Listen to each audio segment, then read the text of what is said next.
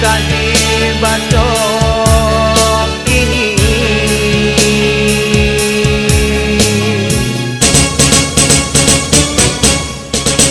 Penghulu harus tapakan tobana kok karajo maurui anak kamanakan didulukan salangkan nama dia daripada itu.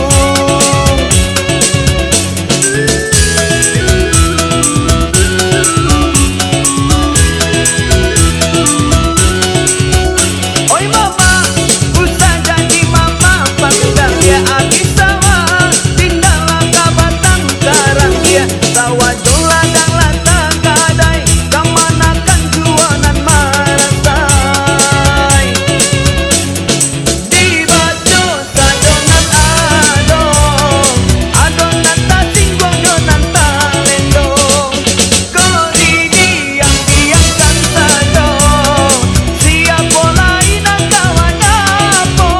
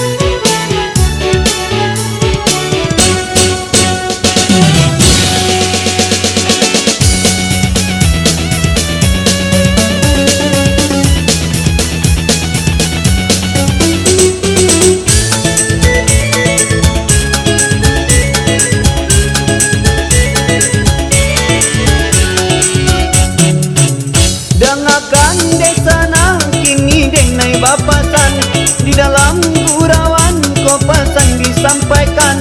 Mama bakato mama kamanakan bakato inyo anak nan disiku kamanakan di bantiang kapai sampai batanyo kepulangan minta piti balanjo ko baso bojo mama bali rokok jo sampai lupo.